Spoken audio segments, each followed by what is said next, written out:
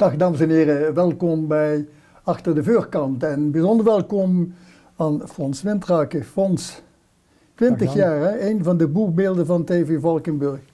20 jaar bijna 20 jaar. Elke dag in de huiskamer met de mensen hier in Valkenburg en de regio.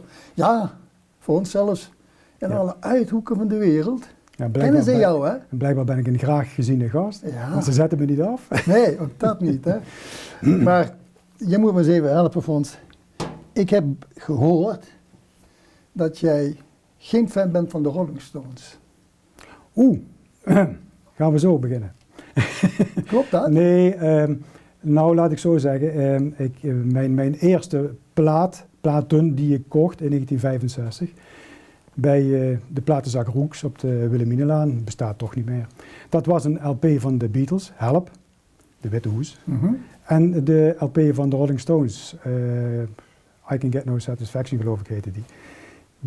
Die heb ik dus samen gekocht in die zomer, mocht ik kopen van mijn vader toen, van de centjes die ik in de IJsselon verdiend had met vakantiewerk. En ja, en je gaat ze allebei draaien, je bent er zuinig op en je vindt het mooi, maar het waren toch twee verschillende platen. De ene was meer poppy, heel erg in op dat moment. Ja. Stones waren toch langharig werkschuw tuig, hè, zoals dat toen gezegd werd. En dat was veel bluesmuziek. Maar had ik benul van bluesmuziek, Nee. ik vond het gewoon hele lekkere muziek. Maar gaandeweg heeft het zich toch ontwikkeld dat ik Beatle-fan ben. Ja, want je bent een echte Beatle-fan nog steeds, heb ik me laten Ja, vertellen. toch wel. Het is wel wat minder, moet ik eerlijk zeggen. Wat trok je daar zo in aan? Ja, ik denk toch die vier net uitziende jongens ten opzichte van die langharigen. Dat geloof je dan, want dat is het verhaal wat de manager de wereld inbrengt. Ja. Maar het waren toch allemaal rockers en toen ik las van 10 jaar later van wat ze in Hamburg allemaal hadden uitgevreten en op het St. Pauli-district, ja dan weet je, dus, je bent bij de neus genomen. Ja, maar ook niet zo lieve jongens hè? Nee, zeker niet. Zeker niet. Volgens mij, jij hebt ook al heel vroeg dat je een bepaalde fascinatie had iets met radio hè? Ja, dat is eigenlijk voortgekomen uit die muziek. Want muziek hoor je dan op de radio, je hebt Hilversum 3 toen opstaan, maar Radio Veronica kreeg je niet door hier, dat was veel te ver weg. En dan vind je ook dat mannetje in dat kastje vind je hartstikke leuk. En doordat het radio is, ga je zelf beelden erbij verzinnen. En Dus ging jij een beetje radiootje spelen thuis?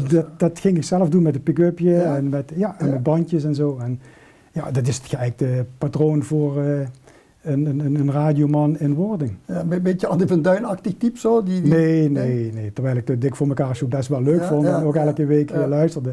Nee, maar het ging mij om het draaien van een plaatje en het maken van het praatje en dan proberen dat introotje ook helemaal vol te praten. Ja, maar die radio heeft je toch wel bezig gehouden, hè? Want ik kan me nog herinneren dat toen, en toen wist ik eigenlijk niet zeker wie Fons Wintraken was, dat er toen in Margout zoiets was, er een zender en er was een zekere Fons Wintraken uit Valkenburg, dat was jij. Ja, dat was ik, ja. Hoe kwam je daar nou terecht? Ik was, een jaar daarvoor was ik in België begonnen, in Bilze, bij een grote Belgische lokale omroep, Arkan Radio. Ja, Arkan. Ook hier veel beluisterd in deze streken. En daar zat een vriend, kameraad. En zodoende ben ik daarbij gekomen.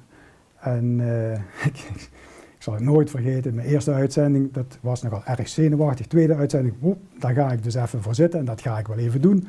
Ik was nog geen 10 minuten bezig, ik kwam er toch een onweer opzetten. En ik zat daar helemaal alleen in dat grote studiocomplex en dat sloeg in op de zendmast. Zo. Alles donker. Geen muziek, niks meer. En daar zat ik dus helemaal alleen. Hè. Ja, ik denk, wat nu? Zit je in het buitenland of wat nu? Ja, dus even wachten. Toen kwam de grote baas en die had natuurlijk al gemerkt dat er iets aan de hand was. Maar dat was wel even schrikken. Ja. Dus, en na een jaar ben ik toen inderdaad naar Margraten verhuisd. Ja, maar jouw leven begint natuurlijk veel vroeger. Hè? Jij bent hier als klein funske, volgens mij, in Valkenburg. Hè? Ben je geboren en getogen? Hè? Geboren en getogen in de Munstraat. Ja. Binnen de muren. Kun je daar iets over vertellen? Hoe was dat in jouw basisschool? Gewoon zo moeilijk? Mooi. Oh, mooi. Ik verstond. Nee, mooi. Ja, dat was buiten spelen. Zeker na zeg maar half september was het weer rustig in Valkenburg. En dan kon je weer holschaatsen was dat toen. Je kon ballen, je kon met de vriendjes uit de buurt kon je in de Maternenstraat spelen, op de Berkelstraat. Ja, dat was... Onbekommerde jeugd. Schitterend. Ja, schitterend. Ja. gegeven moment ben je naar de middelbare school gegaan, denk ik. Ja, in Maastricht. Wat heb je daar Dat was toen net met Milo Mavo, met die mammoetwet in 1968. Hoe heette dat toen? Ja, dat Ja. was de MAVO, bij het Geuselstadion. Ja, mijn vader vond dat goed dat ik eens eventjes uit Valkenburg weg was en in een andere omgeving onderwijs zou krijgen. Ik moet zeggen, dat is me ook heel goed bevallen, want ik ben daarna ook via de MEO ook weer in Maastricht terechtgekomen. Ja. Als je nou zelf moet karakteriseren, zo als puber, opgroeiende puber, naar volwassenheid, hoe zou je je willen neerzetten? Een rustige jongen, Ja? die toch wel, wat nu dus blijkt, ook van hobby's jarenlang plezier kan hebben. En ja, ik was altijd bezig, ofwel in huis ofwel buiten huis, met vriendjes, vriendinnetjes, maakt niet uit. In de goede zin van het woord bezig. Ja. Jullie hadden een onderneming thuis, hè? Ja, wij hadden een ijssalon, Muntstraat 5, waar ik ook geboren ben.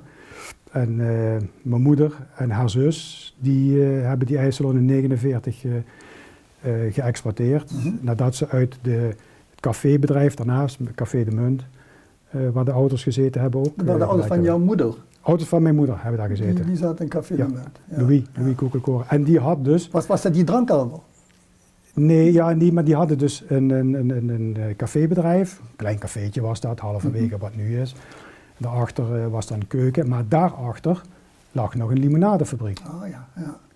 En dat was toch in die tijd, jaren 30, jaren 40, eind jaren 20, was dat toch wel toch iets moois. Ja. Maar jij bent naar de ijssalon gegaan. Heb je daar zelf in gewerkt? IJsjes gemaakt? Ja, verkocht? nou nog net geen ijsjes gemaakt, Nee? want dat was toch wel iets wat mijn vader en mijn tante toch wel in de hand hielden, want dat heeft ook met hygiëne te maken en met veiligheid, want we hadden bokvriezers. Vroeger had je dus hele grote apparaten, bokvriezers, die zaten helemaal vol met pekel en daar zat een ronde ton in, zeg maar, en die werd aangedreven door een grote machine. Ja. En dat maakte best wel wat omwentelingen, dus dat kon, als je die spatel niet goed vast had, ja, die kon dus alle kanten uitvliegen en dus ook verwondingen. Maar je hebt daar wel ijsjes leren eten, denk ik. Ik ben met melk en ijs groot geworden. Ja. Fons, dan ga je studeren en dan op een gegeven moment heb je je studie af. En wat gebeurt er dan? Wat gaat hij dan doen? Dan gaat Fons solliciteren en dan komt hij terecht bij het GAK. Dat zijn niet goedkope arbeidskrachten, maar dat is het gemeenschappelijke administratiekantoor. En die doet dan de administratie voor bedrijfsverenigingen die arbeidsongeschiktheidswetten uitvoeren. En ik kwam dan op een afdeling terecht waar je mensen die afgekeurd willen worden zou moeten keuren. En daar zit dan een heel ambtenarenapparaat. Voor de WO, geloof ik. WO en AAW. Ja. Hoe lang heb je daar gewerkt? Dat heb ik alles bij elkaar toch 25 jaar volgehouden, uitgewerkt. Een man die met radio knutselt en daarop ja, maar goed, dat doe je dan in de avonduren. Hè. Als je moe gewerkt bent, stap je toch nog in het autootje en ga je naar Bilze of naar Margraten. Maar dan schrik ik een beetje dat je zegt, moe gewerkt. Hoe moet ik me dat voorstellen? Ja, je moet toch heel veel overleggen. Hè. En naar kamertjes, overleg hier, overleg daar, werken, typen. Ja, nee, goed. Het was een hele andere tijd. Maar als je dan terugkijkt, het arbeidszame leven. Ja, dat was wel een leuke. Ik heb daar heel veel leuke vrienden aan overgehouden. Waar ik ook mee fietste vroeger, want dat was heel snel een klik met een aantal mensen op het werk dat we een groepje vormden. En waar we dus ook 2-3 keer in de week gingen fietsen samen. En ook bij elkaar thuis kwamen. En, fietsen in welke zin? Trimmen, lekkere tochtjes maken hier in Zuid-Limburg, België. 60, 70 kilometer en in het weekend wat grotere tochten. Dus je hebt ook een racefiets of een gewone fiets? Ja, ik heb jarenlang racefiets gehad met outfit en alles erbij. Alles drom en dran. Tot het moment dat ik achterop een auto reed, bergop. Reed je te hard? Reed ik blijkbaar toch te hard, want ik ging met kop en alles door de achteruit. Ja. Fiets 20 centimeter korter, dat was een heftig ongeluk, ja. Oh. Dan word je toch wel even teruggeworpen. Ja, het was een beetje over Ja, heb ik er nog wel eventjes gedaan, maar toen heb ik ook een andere richting opgezocht en dat was toen radio maken. Ja. Een andere liefde, om het zo maar te zeggen. Ja. Fons, op een gegeven moment was het afgelopen, hè? Op het GAK, toen kwam er een wisseling. Ja, dat is in de tijd geweest dat de onderzoeken kwamen in de Kamer over sociale wetgeving. Minister, ik weet niet meer de naam. Er werden andere bakens gezet. Enfin, die kreeg reorganisatie op reorganisatie. En Ja, dat was op een gegeven moment ook niet meer leuk. En er zijn ook heel veel mensen die toen op diezelfde afdeling werkten waar ik bij werkte, zijn toen ook afgevloeid. Gestopt. Die zijn gestopt moesten stoppen. En toen ben je eigenlijk nooit meer in gaan werken in die zin dat je ergens nog bij een werkgever bent geweest. Nee, dat je niet meer. verteld dat je... Ja. En toen is er toen ook die liefde gekomen voor dat andere medium? Nou, televisie? ik had naast het radiomaken vond ik televisie ook wel fascinerend. Want ik ben eigenlijk ook opgegroeid in de tijd van de Apollo-maanlandingen. Ja. Ik keek met fascinatie naar Henk Terlingen en Rudolf Spoor, de regisseur. En ook als hij nu nog bij De Wereld Draait Door komt, dan zit ik met de oren en ogen, ben ik een en al geboeid. Want die man die kan vertellen daarover, dat is ongelooflijk. Dus dat medium televisie, dat lokte, dat kriebelde. Maar ja, goed, meer als een filmcamera van mijn vader had ik nooit gezien. Dus, en dat is toen de lokale omroep weer herstartte in 2000. Om 2000, eind 1999. Toen ben ik er ook bijgekomen. Ja. Stoute schoenen aangetrokken en gezegd, Martin, hier ben ik. Ik weet wel hoe je het moet opzetten. Bel me maar. Martin was bijna Martin Wippers. Was dat, ja. Ja. Nog even terug naar jullie gezin toe. Jij groeit op, je was enig kind, dacht ik. Ja. En hoe was dat gezin bij jullie?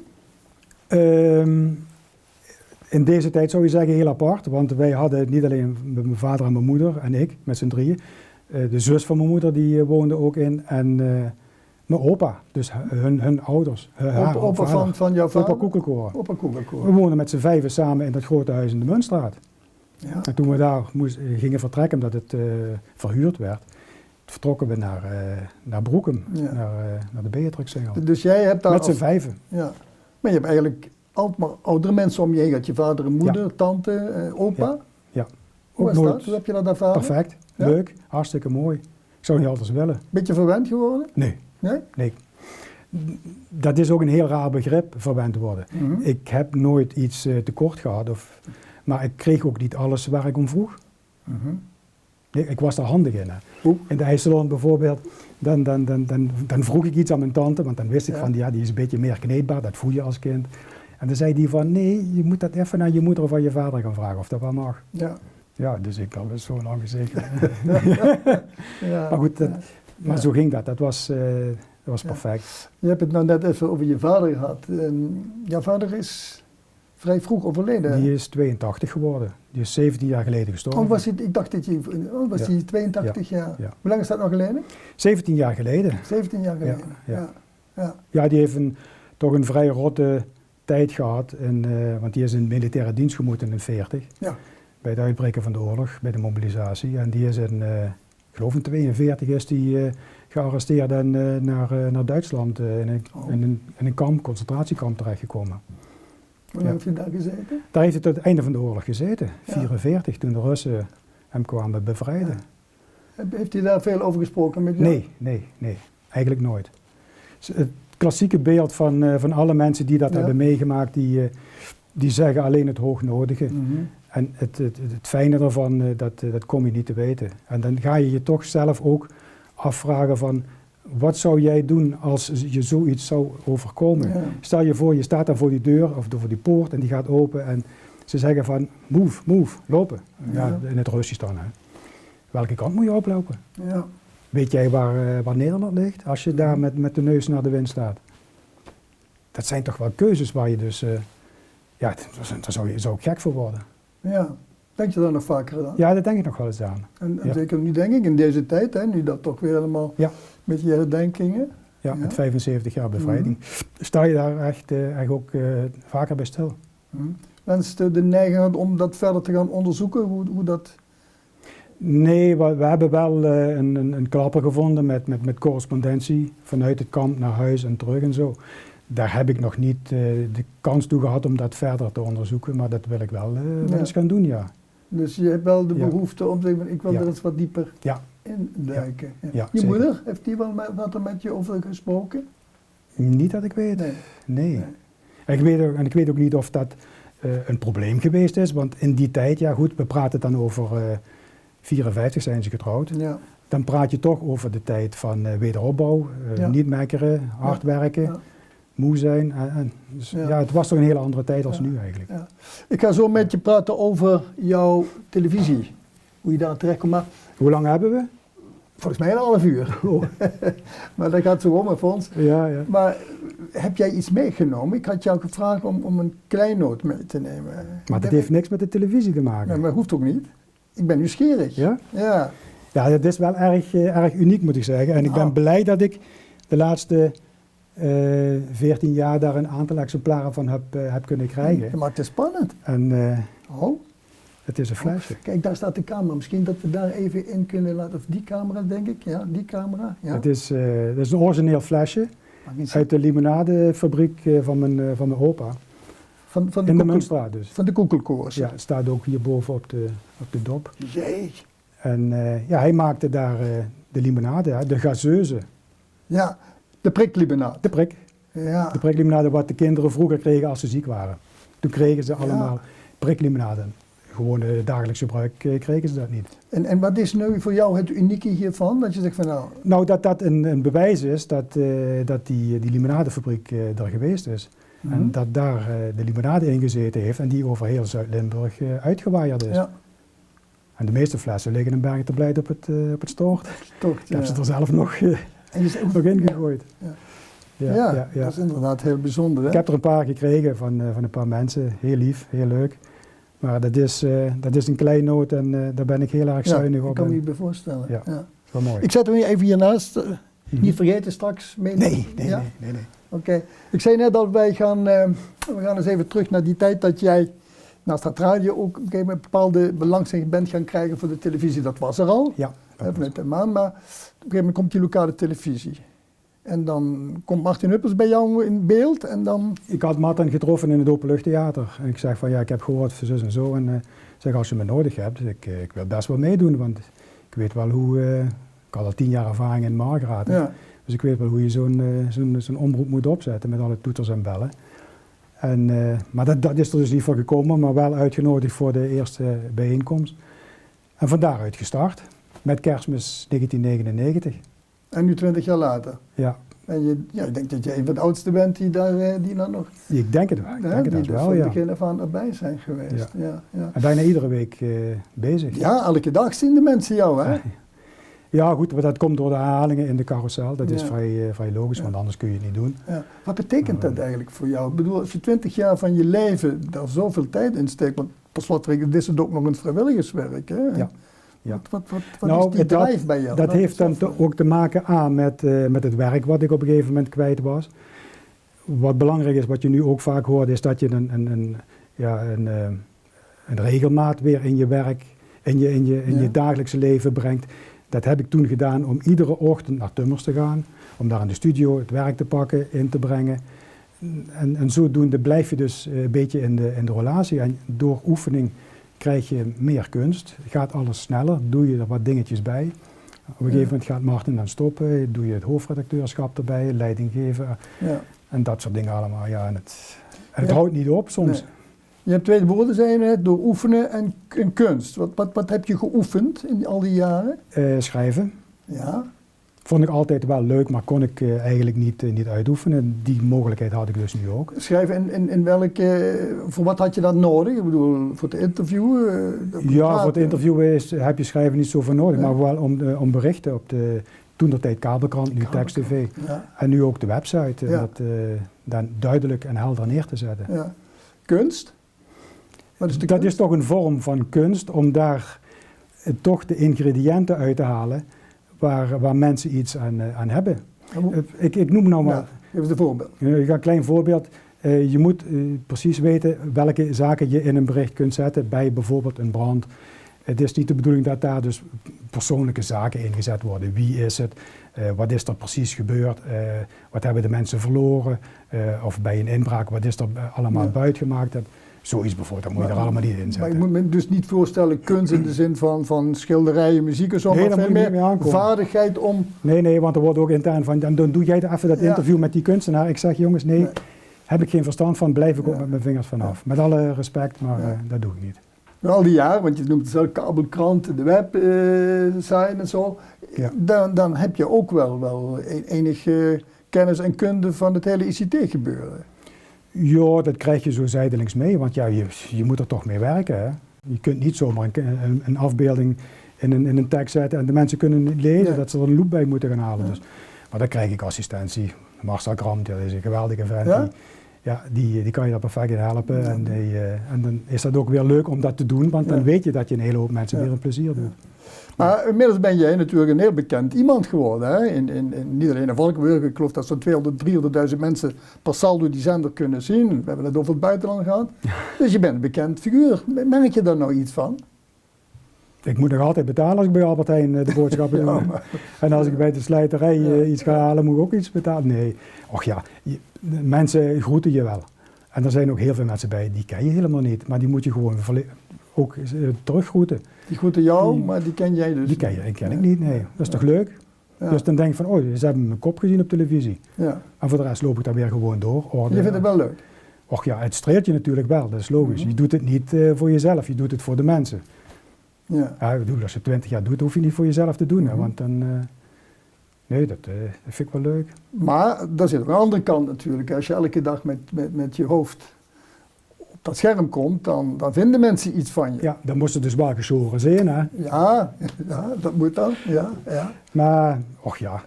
Heb je daar wel eens last van, dat mensen kritiek op je geven? Nou, nee. Ik merk dat heel veel mensen dat niet zo recht tegen mij durven te zeggen. Ik hoor dat dan wel via soms. En dat vind ik wel jammer. Dat vind ik wel jammer. Wat is via? Via andere medewerkers, via cameramensen of via de leiding. Heb ik overigens geen problemen mee. Maar je mag hem ook rustig zelf zeggen. Want ik heb niet de pretentie om het altijd maar goed te doen. Ik ben ook maar een mens. Ik heb ook mijn goede en mijn slechte dagen. Ik doe ook dingen wel eens werkt fout. het op je in? Doet het iets met je als mensen negatieve... Ja, dat ligt er soms aan hoe ze dat zeggen natuurlijk. Maar de meeste mensen doen dat op een nette manier als ze mij iets willen zeggen. Ja.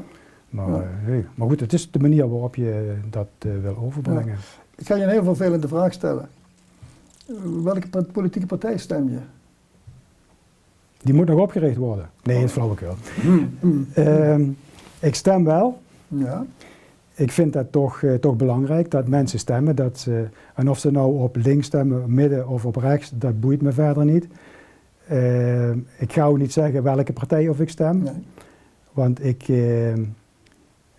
wat je zegt, ik kom met mijn kop op televisie. Ja. Men vereenzelvigt mij als TV Valkenburg. TV Valkenburg is een journalistiek orgaan. En is ook wat dat betreft onafhankelijk. Wij hebben geen eigen mening in berichtvorming, zeker niet in politieke berichtvorming. Jij hebt dat dus niet? Ik heb dat niet. Nee. Dat wordt wel gesuggereerd, omdat het natuurlijk in de politieke context wel makkelijk zou kunnen uitkomen voor politieke partijen. Ja. Heb je daar wel eens last van, dat mensen jou in een bepaalde hoek willen drukken? Ja, nee, helaas niet, want je weet hoe het functioneert, dus daar kun je rekening mee houden. Maar dan weet ik nog niet in welke partij heb je stemt. Dat kom je ook niet te weten. Oké, ja. Je hebt nog een hele andere belangrijke functie, Fons, en dat is, je bent mantelzorger. Kun je daar iets van vertellen? Ja, dat wil zeggen dat ik de zorg heb toch over mijn moeder. Die is al 96 bijna, 95,5, kwiek. Niet meer zo, maar wel geestelijk heel erg goed bij. Die leert mij af en toe nog wel eens dingetjes. Ja, wat ja, die laat mij heel duidelijk herinneren van Fons doen, je moet nog dit doen of denk je daaraan. En ja, dat is wel fijn, want ja, ik ben met 1001 dingen bezig als ik met de televisie bezig ben of met andere hobby's. En dat is dan wel makkelijk als je zo iemand bij je hebt. Ja. Maar goed, het is wel van de andere kant, ik ben ook veel thuis, omdat zij niet meer zo mobiel is. We wonen sinds 1,5 jaar in een appartement, daar heb je nieuwe voorzieningen, daar kan ze dus niet mee overweg. Ze wil het wel leren, maar ik zeg, mam, niet doen. Niet doen, dat is te gevaarlijk. Ja. Het is soms te hoog of te laag of ze moet rijken en dan kan ze vallen. En dat geeft toch wel een soort van, ja, ik wil er ook bij zijn om haar dat een beetje te helpen. Dat is dan dat mantelzorg. Ja, het geeft wel een behoorlijke verantwoordelijkheid ook. En mogelijk ook, nee, laat ik het zo, een verantwoordelijkheid. Maar beperkt het jou nou wel of niet in je acceradies en hetgeen wat je wel of niet nog wil of kunt doen? Dat is maar hoe je er zelf tegenover staat. Ik heb dat ook een hele tijd gedaan met mijn tante, met de zus van mijn moeder. Het was nog veel erger. En ik ben er nooit stommer van geworden. Ik heb er ook heel veel uit geleerd. En ik kan er ook beter rationeel mee omgaan. Ja. Dus het brengt je ook een hele hoop. En daar ben ik echt van overtuigd. Het brengt je ook een hele hoop. Ja. Kijk, als je nou kon iets nieuws kopen, iets gaan kopen van eigenschappen. Welke eigenschap zou jij dan gaan kopen voor jezelf? Hoe bedoel je dat? Ieder mens heeft zo zijn eigenschappen. En er zijn misschien wel dingen waar je zegt van daar had ik echt iets meer van willen hebben. Voor mezelf? Ja, voor jou. Wat zou je daar meer willen hebben? Nee, ik ben wat dat betreft redelijk tevreden zoals ik ben en hoe ik acteer. Ja? Omdat ik toch ervan uitga, zoals je mensen benadert, zo benaderen ze ook jou. Als mensen, zo simpel is het eigenlijk, laat ik het zo zeggen. Ja. Ik hoef niet te drammerig te worden. Bij sommige dingen ben ik misschien drammerig als anderen dat oordelen, maar ik vind niet, maar als ik iets wil hebben, dan wil ik het ook hebben. Ja. Maar dan heb ik het ook van tevoren goed nagekeken en beredeneerd, maar dan wil ik het ook hebben. En als ik het dan heb, dan ben ik ook heel tevreden en dan kom ik er ook heel slecht weer vanaf. Ja, maar als je dan om het te hebben, dan moet je heel wat voor doen en je krijgt het er niet. Hoe gaat dat dan bij jou? Ja, dat kunnen teleurstellingen zijn, maar goed. Hoe uitzicht dat bij jou? Dan word ik wat stiller. Stiller. Dan ga ik erover nadenken. Ja. Ja. Probeer ik het te beredeneren. Ja. Dat toch. Ja. Geloof, wat betekent dat voor jou? Oh, toch wel. Toch wel veel. Ik kom niet elke week in de kerk, maar als ik dan op het kerkhof sta met alle heiligen en pastoor Jansen die komt langs, die geeft hij even een klopje op de schouder. Het is meer als voldoende. Dat is een soort van, hij accordeert datgene wat je doet, dat hij dat goed vindt. Zo komt dat bij mij over. En ik vind pastoor Jansen een prachtige man. Ja. Perfect in Valkenburg. Krijgt ook heel veel voor elkaar. Maar heeft ook oog voor de noden in Valkenburg. Ja. En je kunt altijd bij hem terecht, wanneer dan ook voor een advies. En dat vind ik geweldig. Maar geloof is voor jou ook belangrijk, zei je. Wat is dan het belang van het geloof voor jou? Ook goed zijn voor andere mensen. Ja. Andere mensen op hun waarde schatten en op hun waarde ook zo bejegenen en beoordelen. En ik probeer zo weinig mogelijk vooroordelen voor mensen te hebben. Ja. Wie bewonder je eigenlijk het meeste? Als je zo terugkijkt of nu in deze wereld, dan zeg je van nou, daar heb ik me echt bewondering voor. Qua Fleur de Bouche, Mart Smeets. Ja? Ja. Qua presentatie en zijn manier van doen, Henk Terlingen. Zaliger. Ja, de Apollo-man. De Apollo-man, die zijn glas whisky onder op de grond had staan, maar gewoon losjes uit de pols, zonder voorbereiding, dat vond ik geweldig. De Fleur de Bouche, Mart Smeets onder andere. Degene waar ik toch wel bewondering voor heb, die van zijn werk zijn hobby gemaakt heeft, dat is Paul McCartney. Die man die is 75 zo'n beetje. Ja. Die treedt nog op, die doet aan liefdadigheid, die doet aan kunst. Ja, die heeft alles wat hij eigenlijk wil hebben, maar die doet waar hij graag zin in heeft. Ja. En die doet ook nog goed voor andere mensen en dat kan ik heel erg waarderen. Zeg daar waar jij nou woont, er is een grote visvijver in de buurt, hè? Ja. Als je nou iemand in een bootje moest meenemen, wie zou je dan meenemen? Ja, McCartney. Ja? Die zou ik ook wel eens graag willen interviewen. Ja? Ja. Nou, misschien moet je dat wel moet je hem een keertje opbellen. Ja, misschien opbellen en zeggen van kom eens een kleine gig doen in het openluchttheater en kom je bij mij even koffie drinken. Ja. Zeg, carnaval komt er weer aan, hè? De 11e van de 11e. Wat is carnaval? Wat betekent dat voor jou? Persoonlijk niet zoveel. Dan doen de mensen misschien wenkbrauwen fronsen, omdat ik 11 jaar de optocht gedaan heb. Ja. Maar misschien mag ik wel onthullen, dat is eigenlijk ook een soort toneelstukje, wat de carnavalsvierders in de optocht ook eigenlijk opvoeren. Dat deed ik ook voor de televisie. Maar ik deed me wel inleven in de situatie. Ik probeerde informatie te krijgen over de vereniging. Ik weet niet of jij dat hoort. Volgens mij is dat geen carnavalsmuziek, maar ik hoor wel muziek. Dus wij moeten langzaam maar zeker afronden. Hoe lang ga je dit nog doen, dit werk wat je nu doet? In tijd is dat moeilijk te zeggen, maar zolang als ik er nog zin in heb en als het gewaardeerd wordt en mensen blijven kijken en dat loopt een beetje lekker, dan blijf ik dat nog wel een tijdje doen, ja. Vind ik wel leuk. Dus de mensen hoeven zich niet ongerust te maken, die Fons Wintrakke, die blijft bij hun op bezoek komen in de huiskamer. Of de mensen moeten zeggen van, we hebben genoeg van hem, dan moeten ze iemand anders komen. Ja, misschien moet je telefoonnummer kunnen achterlaten, kunnen bellen. Fons, heel fijn dat je hier was en heel bedankt en alle goed voor jou.